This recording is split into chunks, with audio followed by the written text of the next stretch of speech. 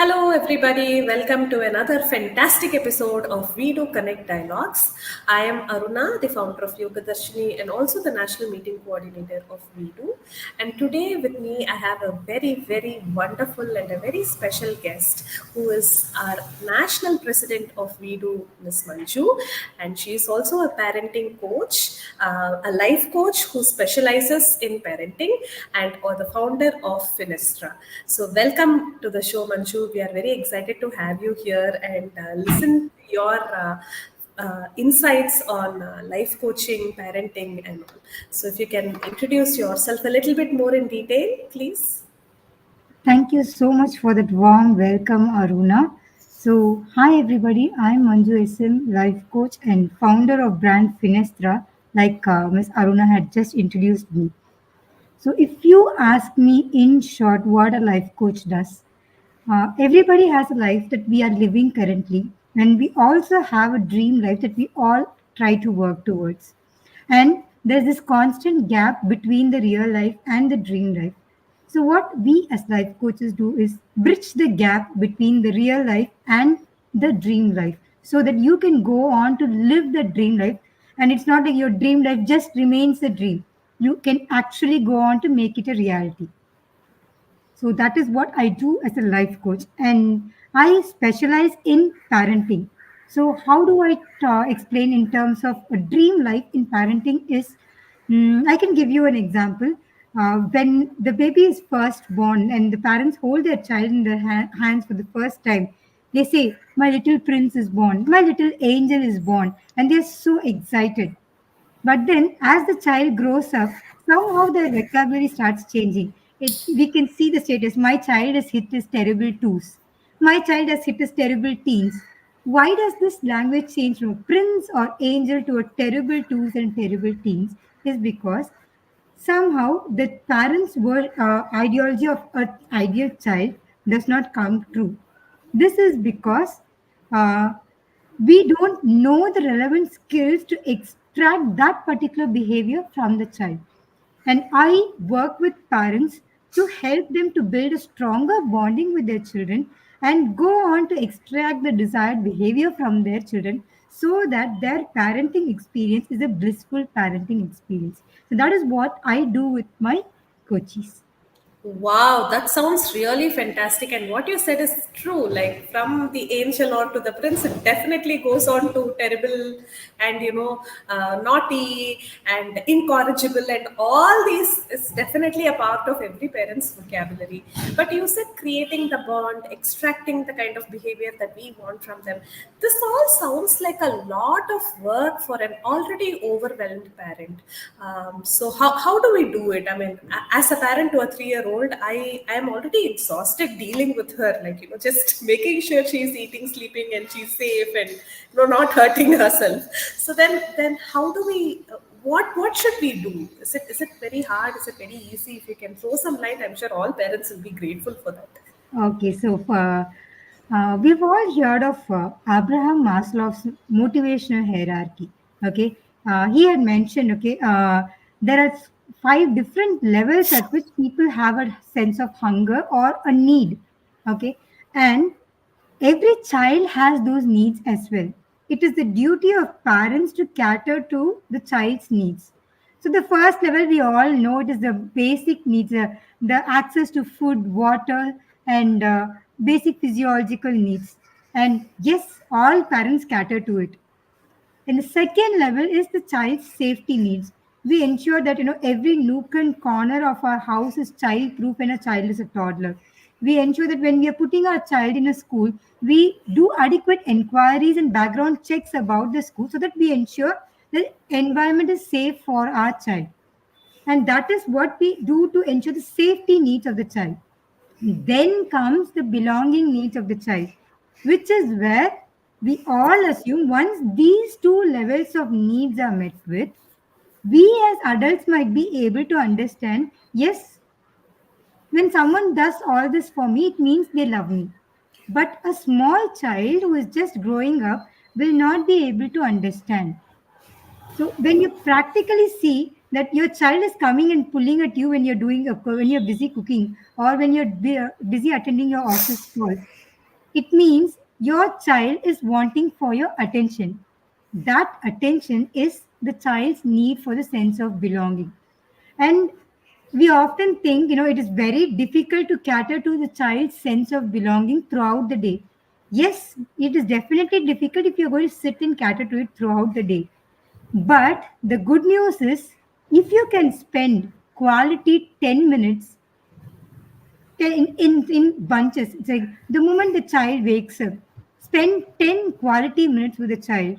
And the moment the child comes back from the school, spend quality 10 minutes with the child. The moment the child goes to sleep, spend 10 quality minutes. That is all that you need to build this sense of bonding with your children. It is not hours and hours of work. In fact, it is lesser than the time we spend for cooking for them, lesser than the time we spend for looking for activity classes for them or having them engaged. It is this those 10 quality minutes, in fact, practically maximum of 30 minutes a day, is all that you have to give for your child to have that sense of belonging with you. This is mind blowing. Like 30 minutes is definitely doable, and that too not at a stretch, right? Like you are also going to split it. And if you can tell us a little bit more about what exactly this quality time means. Like, okay, I know basically you should keep your phone away and you should look at the child and be present with the child, but is there anything else that we should do to ensure that that quality is delivered when we are with the child? Okay. To give you an example that any parent can easily relate with, you can ensure that the quality connection is established when your child is laughing his or her heart out, which means your child has bonded heart to heart with you. If you can get your child do that in those 10 minutes, you're done.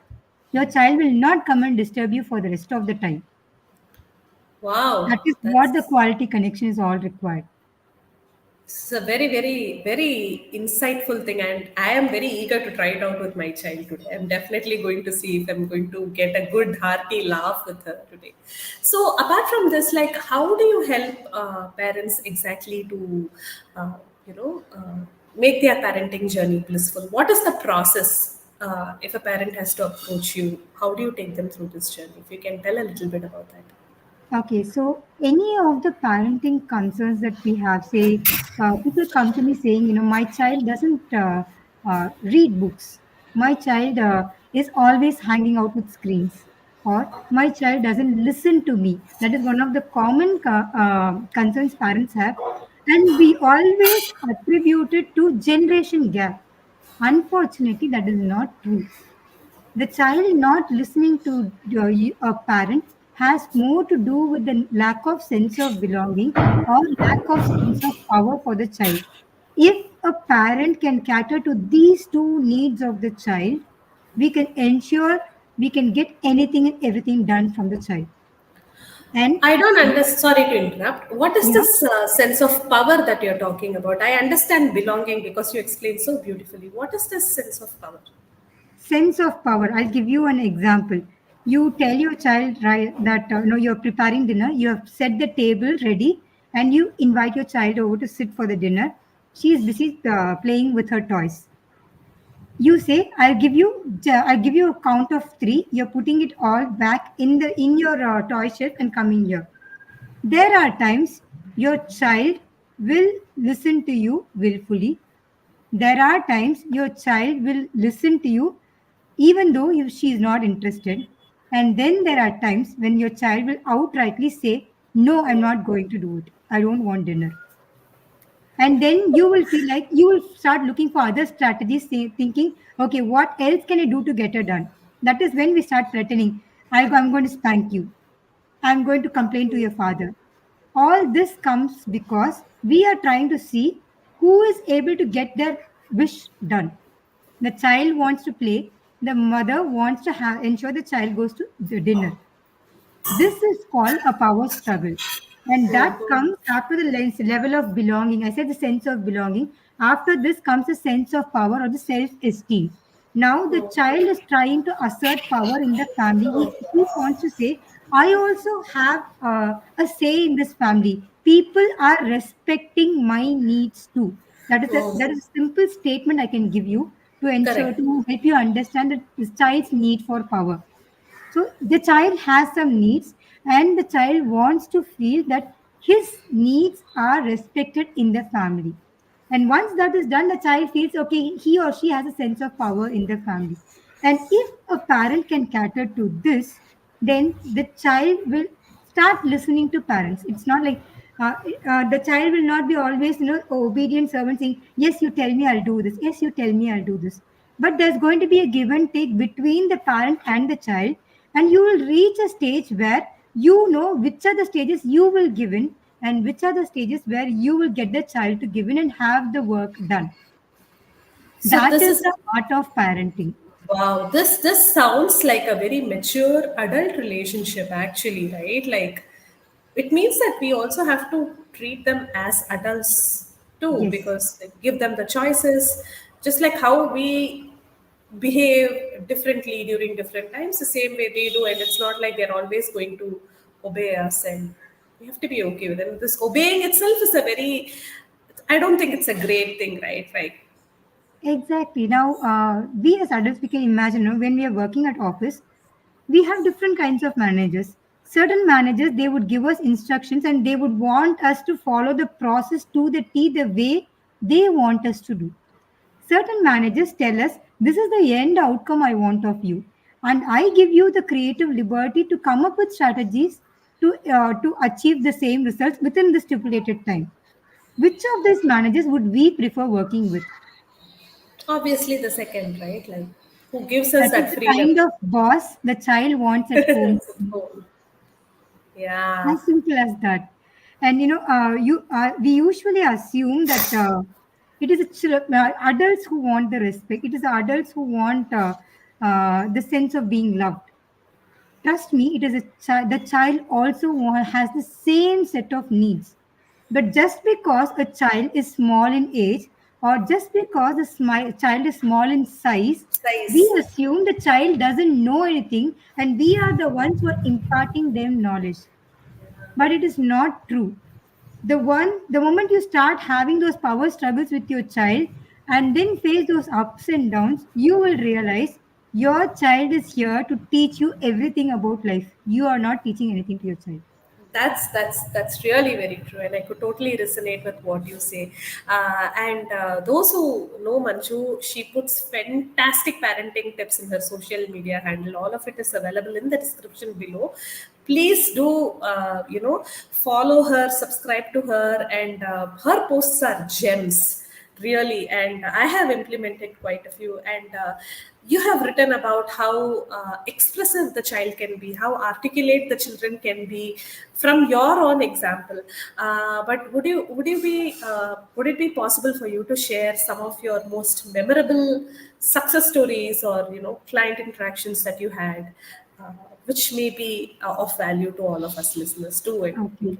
So my journey towards parenting started because, again, I also had this fair share of ups and downs in my parenting journey. And when I grew up as a child, I would be very scared even if an adult stares at me, let alone spank me or yell at me. Even staring at me was difficult for me to handle. And so I always thought when I grow up as a parent, I will be a very, very gentle parent who cajoles a child and loves a child and gets things done, not through yelling or spanking. But then fast forward to my life, once the day I had two kids at home and had my own fair share of past struggles, that is when everything went for a toss, and I was finding myself using the same old strategies which my parents used at me. And there were times I used to feel probably this is why they did this to me, and there were other times where I used to feel very, very guilty about it. And then I didn't want it. I felt there has to be some other way out of it to ensure that I get the results, same results of a good child to whom I'm able to get from whom I'm able to get those cooperation. And yet I don't employ those traditional, conventional approach of yelling at the child or spanking at the child. So that is when I started working on myself. I did a lot of courses like emotional intelligence and neuroscience for parenting, and I worked on understanding how a child's mind functions. and how our mind functions, how we can go on to leverage it for our advantage, and see how we can evolve as a person. Being the kind of person I am, I incorporated all those strategies only for my parenting approach first. Not even for my personal development. It was only for my parenting approach because I didn't want to be that mother who yells at a child or spanks at a child. And my first client was another client who had the same concern. She didn't want to be spanking at a child, but she was doing it and she didn't like it. She came to me for this concern. So I had taken her through a series of coaching weeks, and over the course of time, she learned to handle. It was like she and her spouse, both of them had joined the session, and they had clearly said that they were able to see the difference in which they were handling their emotions earlier, and now they were becoming more self-aware of the emotions, and more this awareness increased, more was their urge to regulate it better, and it became like from a vicious cycle they got into a very benign circle, and it's like more the awareness increased, the more they started to work on their emotional regulation, and that showed up in their parenting approaches. So that was the success story I wanted to share because it is very close to me, for the main reason that it was a journey which was very very very similar to mine. So that is why I wanted to share this particular journey. It's like today, those parents are equipped with those tools and techniques to get that desired behavior out of the child without spanking and yelling. And that is my favorite success story. This is really very inspiring, and I'm sure every parent, I mean, we all love our kids, and it's just that, as you rightly said, to get a handle on our emotions to handle the children is what we all have to learn at the end of the day. They don't have to do anything. It's us who have to change quite a bit. And for all you parents who want to make your parenting journey blissful, I can't recommend Manju enough. She's a very empathetic, extremely knowledgeable parenting coach, and we've just heard a success story. And her own kids, I'm sure, are reaping the benefits of having such an empathetic parent. And if you want to connect with her, you offer a free discovery call, isn't it, Manju? Yes, For people? yes. For Yeah, any of the parenting concerns, parents can DM me. We can get on a discovery call where I will understand your parenting journey so far, and you can explain me what are the struggles you face, and if those are areas that I can help you in, I'll let you know how we can work together. Or if there are areas which I will not be able to support you, I can connect you with a coach who can do the same, and you will still go on to see the benefits. fantastic. So, what is the typical age of the children whose parents you work with? Is there a So ideally, there I work with two category of parents. One is set of parents from 5 to 12. So when okay? in it is in this case, parents come to me for the power struggles usually. Mm. So it's like they say the child does not listen to me. The child is too much engrossed into mobiles or screens, or the child does not love to read books. The child does not show empathy towards other kids. Something we feel are trivial, but in the day-to-day hazards of life become very gigantic for the parents to face with. So those Correct. are the areas I support the parents with in this age category. When it comes to teens and pre-teens, it is more towards the career guidance that parents reach out to me for. So how I help the parents here is I work with the teen and the parent in this case. With the teen, I work and I help the child to identify what are the career areas that he or she would love to work with, and in this case, I would also be working on boosting the child's self esteem, which I have been speaking of, so that when the child goes on to make those career choices and take those bold steps towards building the portfolio for their career, the child's self esteem doesn't go on to stop him. So that is one area Fantastic. I will specifically work with the child in addition to deriving the career areas for the child. Then I work with the parents again to cater along all these levels for the child and also see how they can they can support the child in taking that dream career of his or her choice. So that is how I work with the parents of teens and preteens. Good. So anyone above the age of 5 and kids with above. above the age of, yeah, 5 and above till like a 12th standard, Yeah, 12th 18 and 19 is fine. 18 and 19, yeah. So that's very nice, and I really like how you help the child find the right career which doesn't damage the self-esteem, because it is really hard to be in a place where you don't belong and feel it really destroys your sense of worth, and then you Exactly. have to rebuild from scratch. So if somebody is like this to handhold you through that journey, then it is fantastic. So and Manju, you're also the national president of WeDo. So how has this community supported your entrepreneurial journey, and what would you like to share about WeDo to our viewers? Okay, so to give you the best example of how Vidu has supported me, I became a life coach somewhere during the lockdown period. Before then, I was a freelance content writer, and I was a very, very private person. Not even my neighbor knew what kind of work I was doing. And then I stepped into this world of entrepreneurship where I had to meet people and connect with people.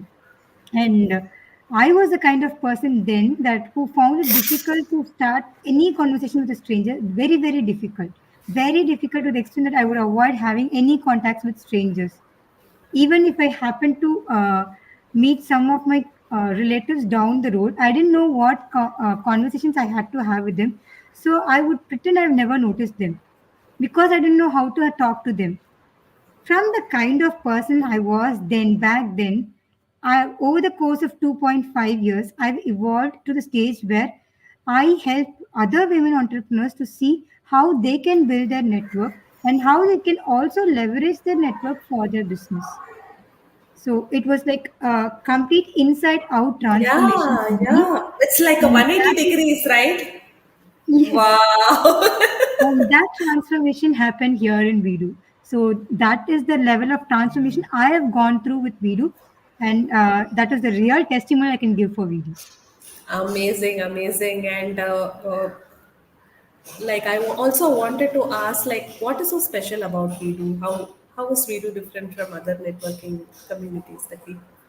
Okay, so the first thing I enjoy here is the strong sense of bonding. Usually, when we meet women entrepreneurs, they have certain common struggles, which not many men entrepreneurs might be able to relate with. Say, for So instance, I am sitting on a call right now, and I might have my child dropping in any time.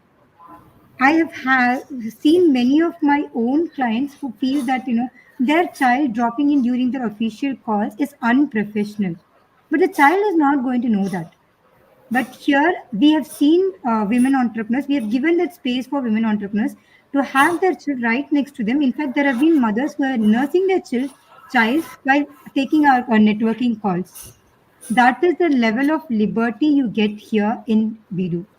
That sense of belonging and that sense of accommodation for the women's struggles is very, very strong here. Second thing I like here about Vidu is when I started into my entrepreneurial journey, again, explain this with an example. I finished my engineering degree and I landed up a job in Ericsson within a month. And it was like whatever you learned over the course of 4 years had nothing to do with the actual job. You had to relearn everything, and you had very, very limited time. It was like you have the engine running and you're repairing the car. So it was like everything had to be done hands on. The 4 years of study had took me nowhere close to the actual work that I had to do as an engineer. I had to relearn everything. Similarly, when we all start up with our entrepreneurial journey, 9 out of 10 case, it is due to the strong passion we have in some areas. So in my case, it was the strong sense to make a difference in other people's life, which is why I became a coach.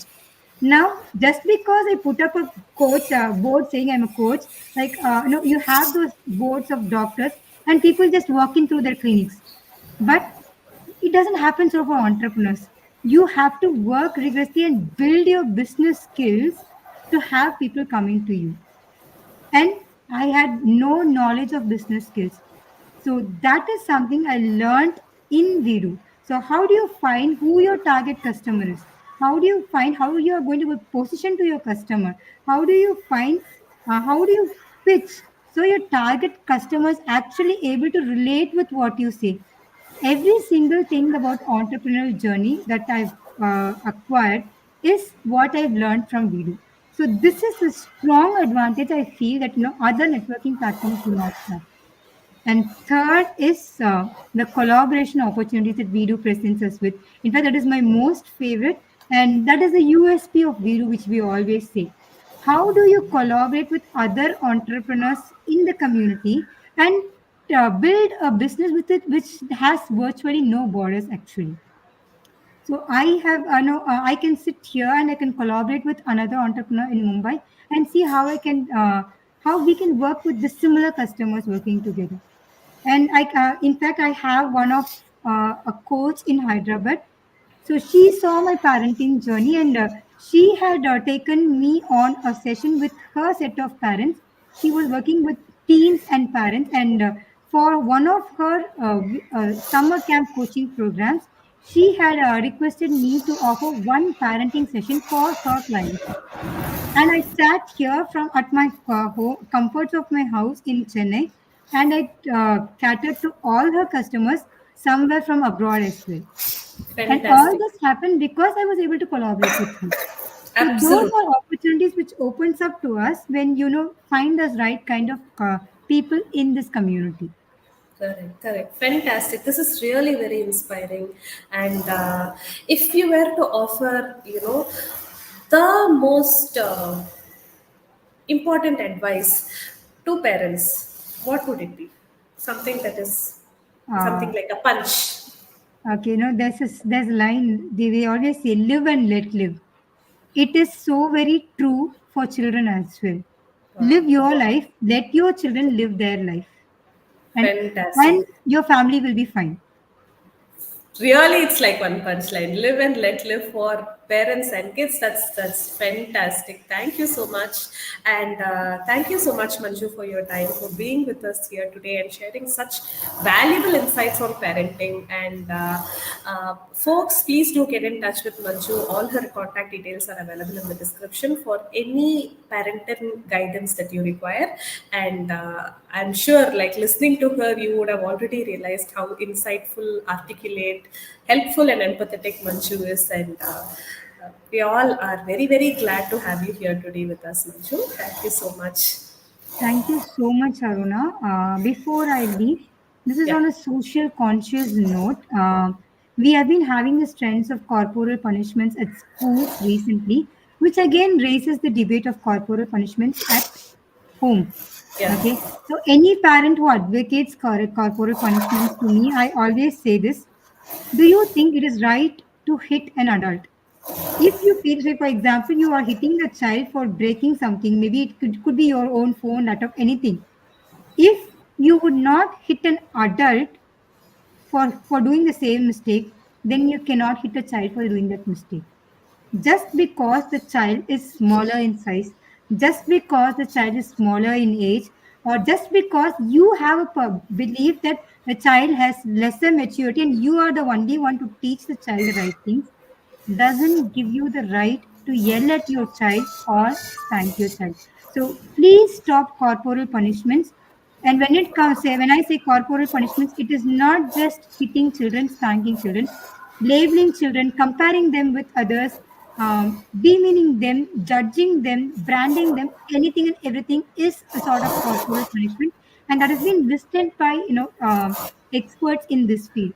So please be careful when you're raising a child, because you're not just raising your child, you are raising the future of India and the world. So take that sense of responsibility and ensure you give the best for your child so that you raise a best future generation. Thank you. Thank you so much. Definitely, it's something that we all have to think and actively work on. It is very easy. We hit them because we think they can't hit us back. So, yeah, so we just have to ensure, and I truly resonate with you. We have such a big responsibility when we are raising a child because we are raising the future generation. So thank you so much. Thank you everybody for joining in. Please do reach out to Manju. All her contact details are available below. And keep watching We Do Connect Dialogues for such awesome conversations. And we will see you all again very soon. Thank you. Thank you.